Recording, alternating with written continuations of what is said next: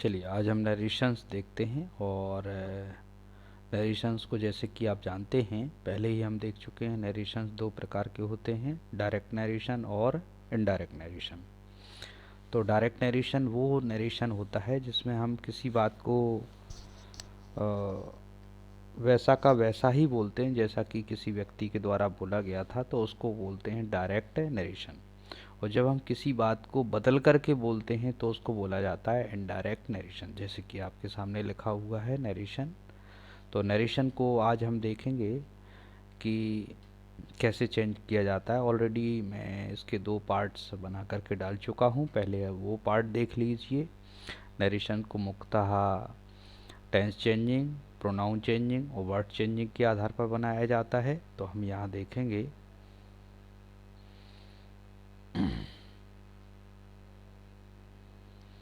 तो यहाँ पर देखा जाएगा कि नरेशंस कैसे चेंज होते हैं। ऑलरेडी मैं टेंस चेंजिंग और टेंस चेंजिंग, प्रोनाउन चेंजिंग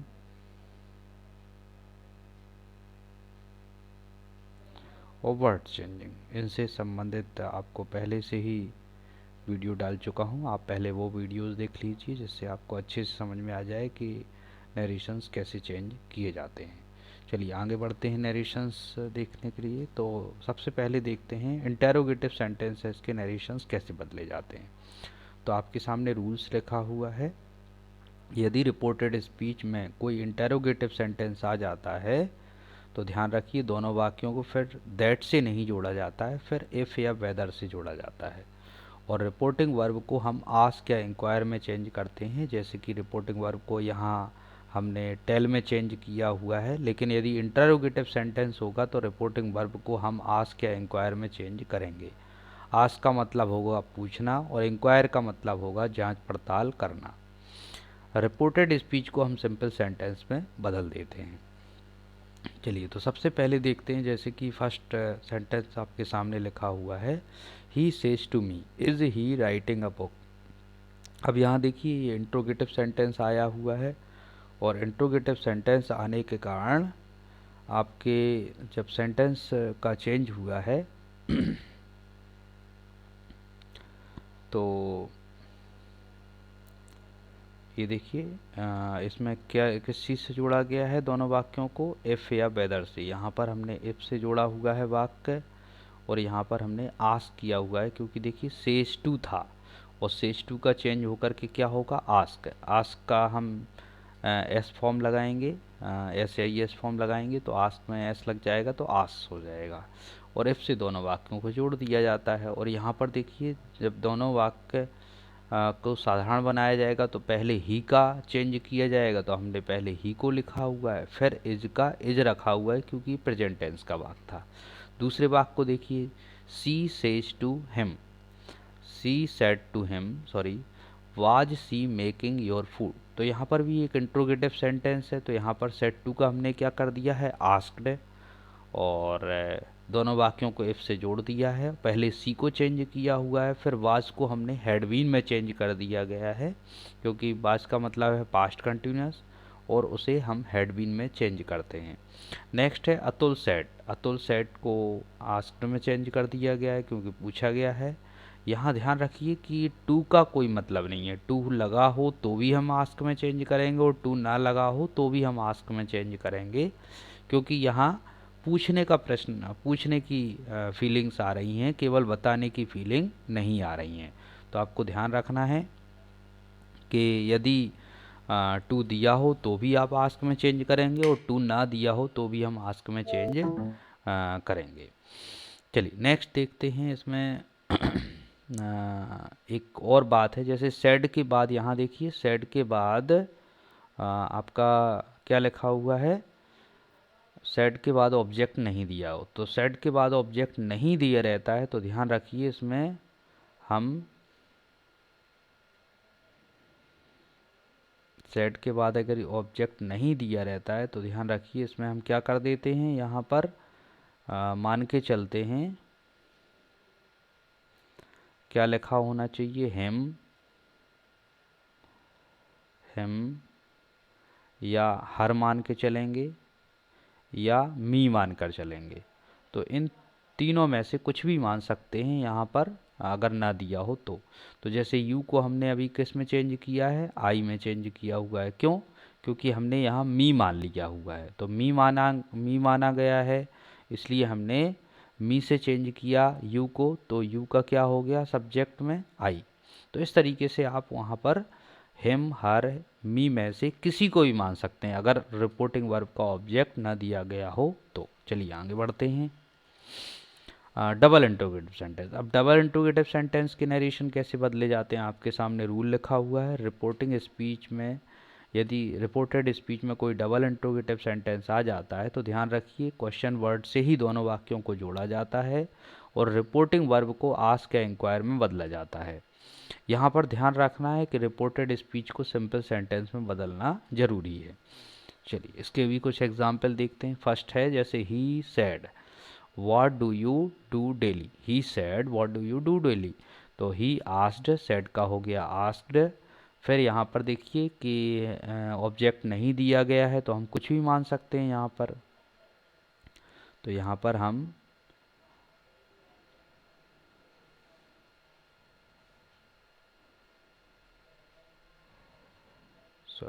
यहाँ पर हम हिम मान सकते हैं, हर मान सकते हैं या मी मान सकते हैं। जनरली हम इन्हीं को मानते हैं। और अगर हम यू को चेंज करेंगे तो जैसे मान लीजिए हमने हिम मान लिया यहाँ पर, तो देखिए यहाँ पर हमने किस में चेंज किया है, ही में चेंज किया। ये देखिए ही में चेंज किया हुआ है। क्यों चेंज किया हुआ है? क्योंकि हमने उसको हिम माना था, तो इसलिए यू को हमने ही में चेंज कर दिया।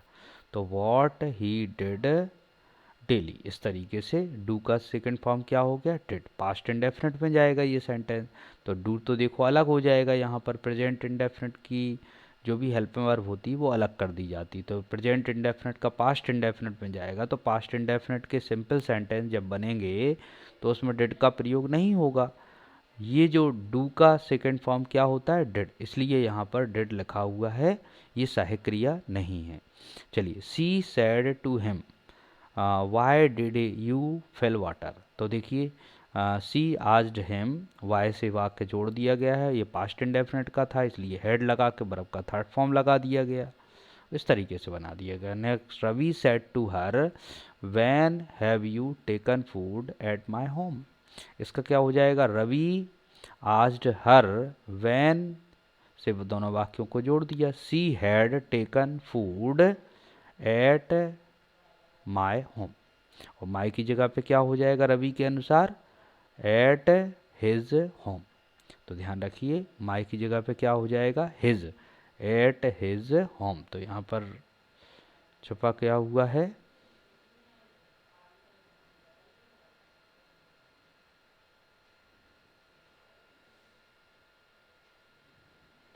एट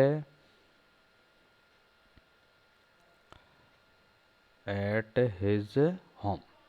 तो माई की जगह पे हिज हो जाएगा, इस तरीके से हम चेंज करेंगे। चलिए आगे बढ़ते हैं। इसमें भी कुछ एग्जाम्पल दिए हुए हैं आपके सामने। तो he said to her where did she play this game at your home with them. तो यहाँ पर देखिए सेट टू की जगह पे आस्क्ड हो जाएगा और वेयर से दोनों वाक्यों को जोड़ दिया जाएगा और इसको सिंपल बना दिया जाएगा। तो पास्ट इंडेफिनिट का सिंपल क्या बनेगा, पास्ट परफेक्ट। जब उसे पास्ट इंडेफिनिट का सिंपल पास्ट परफेक्ट ले जाएंगे तो सी हैड लगेगा और वर्ब का थर्ड फॉर्म लगेगा। नेक्स्ट देखते हैं, she said to Deepak why will he do this work. तो देखिए इसमें भी क्या हो जाएगा, सी आस्क्ड, सॉरी यहाँ पर इंक्वायर्ड कर दिया गया है, आप चाहें तो आस्क्ड भी कर सकते हैं। सी इंक्वायर्ड दीपक, वाई से दोनों वाक्यों को जोड़ दिया और ही पहले आएगा और वुड उसके बाद में आएगा। विल का क्या हो गया है, वुड। दिस का दैट हो जाएगा। विद हिम, यू चेंज होगा दीपक से तो यहाँ पर हिम हो जाएगा। जब दीपक को ही बोलेंगे तो यहाँ पर ऑब्जेक्टिव फॉर्म दीपक का ही का क्या आ जाएगा, हिम।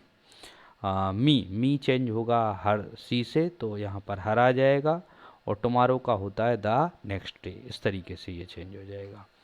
चलिए नेक्स्ट देखते हैं, इम्परेटिव सेंटेंस के नरेशन कैसे बदलते हैं। रूल आपके सामने है।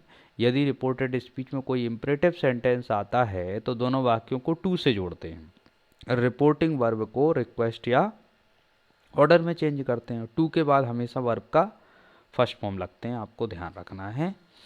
चलिए इसका एग्जाम्पल देखते हैं। Pavan said make my food at your home. तो पवन ऑर्डर्ड हो गया क्योंकि यहाँ पर ऑर्डर टाइप का दिया गया है। ऑर्डर्ड और टू से दोनों वाक्यों को जोड़ते हैं तो टू के बाद सीधा वर्ब का फर्स्ट फॉर्म। और माय, यहाँ पर देखिए माय चेंज नहीं किया गया है लेकिन माय चेंज होगा। तो माय जब चेंज होगा, ये देखिए ये माय की गलती हो गई है, माय चेंज होगा तो माय कहाँ से, पवन से चेंज होगा। तो पवन को ही बोलते हैं तो ही के अनुसार माय की इंग्लिश क्या हो जाएगी, हिज। तो यहाँ पर हिज आ जाएगा। His food at your change अपन ने यहाँ हर मान लिया है और हर मानने के कारण यहाँ योर की इंग्लिश, योर को चेंज करके क्या कर दिया गया है, हर कर दिया गया है इस तरीके से। चलिए Savita said to Hari do not touch my pen. तो Savita said to Hari, Savita ordered Hari, order type का दिया गया है। नॉट टू, यहाँ डू नॉट को अलग करके ध्यान रखिए, यहाँ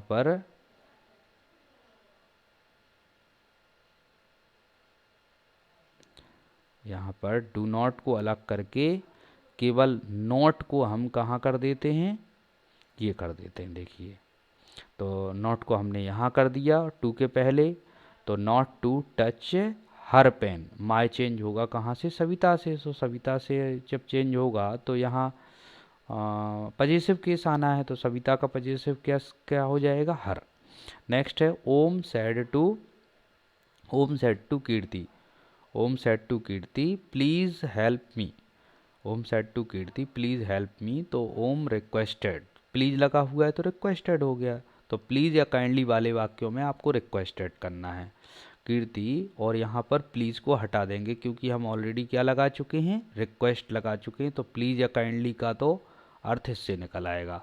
अब सीधा टू से वाक्य को जोड़ दिया जाएगा। और मी चेंज कहाँ से होगा, ओम से। तो ओम से जब चेंज होगा तो ही का ऑब्जेक्टिव केस क्या होता है, हिम। तो यहाँ पर हिम आ जाएगा। चलिए नेक्स्ट देखते हैं ऑप्टेटिव सेंटेंस के नरेशन कैसे बदले जाते हैं। ऑप्टेटिव सेंटेंस में देखिए यदि रिपोर्टेड स्पीच में कोई ऑप्टेटिव सेंटेंस आ जाता है तो दोनों वाक्यों को दैट से जोड़ते हैं। रिपोर्टिंग वर्ब को विश या प्रे में चेंज करते हैं। विश मतलब इच्छा करना, प्रे मीन्स प्रार्थना करना। और रिपोर्टेड स्पीच को सिंपल सेंटेंस में बदल देते हैं। चलिए इसके भी कुछ एग्जाम्पल देखते हैं। He said to me may you live long. उसने मुझसे कहा, क्या कहा है, मे यू लिव लॉन्ग, काश आप लंबे समय तक जियो। तो यहाँ पर देखिए ही विश्ड मी, उसने मेरे लिए विश किया है, इच्छा की है। दैट यू चेंज होगा मी से तो आई हो जाएगा, आई। और माई मे का क्या हो जाएगा, might. I might live long. Next है सी सेड टू हिम, उसने उससे कहा, क्या कहा है, मे you get a good job. तो यू पहले चेंज होगा, पहले तो सेड टू का प्रेड कर दिया गया, फिर यू चेंज किया हिम से तो क्या हो जाएगा, ही। और मे का क्या हो गया, might get a good job, ऐसा हो गया। Reena said to Atul may you get my life. तो Reena wished Atul that he, you का क्या हो गया अतुल के अनुसार, यू देखिए अतुल से चेंज होगा तो ही आ जाएगा सब्जेक्टिव केस में। माइट गेट और माई चेंज होगा रीना से तो हर आ जाएगा, हर लाइफ। तो यहाँ पर क्या हो जाएगा हर लाइफ, हर लाइफ ऐसा हो जाएगा इसमें। तो आप इसको करेक्ट कर लेना, हर लाइफ हो जाएगा। चलिए नेक्स्ट चलते हैं आगे। Akash said to me thank you. इस तरह के वाक्य बिल्कुल सिंपल होते हैं, इनके नरेशन चेंज करना, ये ऑप्टेटिव सेंटेंस के कहलाते हैं। इसमें सीधा कर दिया जाता है आकाश थैंक्ड मी। तो इसमें कोई रूल नहीं लगाया जाता है, सीधा सीधा डायरेक्टली आकाश ने धन्यवाद दिया मुझे। सीमा सेड टू हिम, सीमा ने उससे कहा, क्या कहा है, कॉन्ग्रेचुलेसन। तो सीधा बन जाएगा सीमा कॉन्ग्रेचुलेटेड हिम। ये बिल्कुल सेम याद रख लीजिए, एग्जामिनेशन पर्पज़ से बहुत ही ज़्यादा इम्पॉर्टेंट होते हैं। कभी इनका डायरेक्ट से इनडायरेक्ट पूछ लिया जाता है, कभी इनडायरेक्ट नरेशन से डायरेक्ट नरेशन। किसी भी वाक्य का पूछा जा सकता है, तो आप हमेशा ध्यान रखिए डायरेक्ट नरेशन से इनडायरेक्ट नरेशन और इनडायरेक्ट नरेशन से डायरेक्ट नरेशन बनाना। Aarti said to her, Aarti ने उससे कहा, क्या कहा, हैप्पी न्यू ईयर। तो इसका क्या हो जाएगा, Aarti wished her a happy new year. इसमें भी कोई रूल नहीं लगाया जाता है, इसमें दैट वगैरह नहीं लगाया जाता है, सीधा अ हैप्पी न्यू ईयर से जोड़ दिया जाता है। जैसे हैप्पी दिवाली, हैप्पी होली, तो इसमें भी क्या होगा, a happy Diwali, a happy Holi इत्यादि। चलिए आगे बढ़ते हैं। एक्सक्लेमेटरी सेंटेंस के नरेशन कैसे बदले जाते हैं, देखिए इसमें यदि रिपोर्टेड स्पीच में कोई एक्सक्लेमेटरी सेंटेंस आ जाता है तो दोनों वाक्यों को दैट से जोड़ते हैं। रिपोर्टिंग वर्ब को exclaim with Joy, sorrow, surprise में परिवर्तित करते हैं। एक्सक्लेम विद जॉय का मतलब खुशी से उछल पड़ा, एक्सक्लेम विद सॉरो मतलब दुख से उछल पड़ा, सरप्राइज, एक्सक्लेम विद सरप्राइज मतलब बहुत आश्चर्य से उछल पड़ा। और रिपोर्टेड स्पीच को हम सिंपल सेंटेंस में बदल देते हैं, यहाँ पर भी सिंपल सेंटेंस में बदली जाती है रिपोर्टेड स्पीच। इसके कुछ एग्जाम्पल देखते हैं, चलिए जल्दी से। He said to her, hurray, he has won the match. तो ही एक्सक्लेम्ड विथ जॉय, खुशी हुई है तो exclaimed with joy. And told her, और उसने किसको बताया है, उस लड़की को बताया है, दैट ही, अब हुर्रे देखो चेंज हो गया, ध्यान रखिए हुर्रे चेंज हो गया है और हुर्रे को अपन ने अलग कर दिया है। क्यों अलग कर दिया है, क्योंकि इसके लिए अपन क्या लिख चुके हैं, एक्सक्लेम विथ जॉय लिख चुके हैं, इसलिए उसको अलग कर दिया। टोल्ड हर, दैट से वाक्य जोड़ दिया और फिर डायरेक्टली ही और टेंस चेंज करके हैज का क्या हो गया, हैड हो गया, हैड वॉन द मैच, इस तरीके से हो गया। चलिए, she said to him, she said to him, उसने उससे कहा, क्या कहा है, alas she is no more, दुख है कि अब वह नहीं रही। तो he, she exclaimed with sorrow, वह दुख से उछल पड़ी। एंड टोल्ड हिम, और उसने उसको कहा, क्या कहा है, दैट सी वाज नो मोर। इस तरीके से इसको भी अपन ने चेंज कर दिया यहाँ पर, उसने भी बताया था उस लड़के को, तो इसलिए इसमें टोल्ड दोबारा किया गया। चलिए नेक्स्ट देखते हैं। Ravi said what a good book, Ravi ने कहा कितनी अच्छी किताब है। Ravi exclaimed with surprise, Ravi खुश आश्चर्य से उछल पड़ा। दैट कि the book was very nice, इस तरीके से हम चेंज कर देंगे इसको, क्योंकि इसका साधारण वाक्य क्या बनेगा, व्हाट अ गुड बुक का, the book is very good. तो the book is very good का जब नरेशन चेंज होगा तो क्या हो जाएगा, the book was very good. Next देखिए, कपिल सेड, कपिल ने कहा व्हाट अ बिग बिल्डिंग। तो व्हाट अ बिग बिल्डिंग का साधारण वाक्य क्या बनेगा, व्हाट अ बिग बिल्डिंग, ध्यान रखिए साधारण वाक्य इसका बनेगा, the building,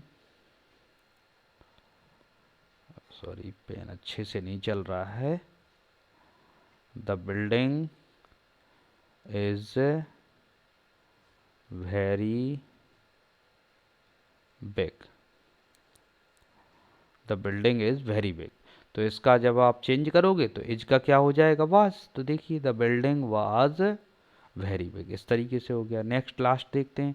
Rahul said to her, Rahul ने उससे कहा what a beautiful build garden, कितना अच्छा खूबसूरत गार्डन है।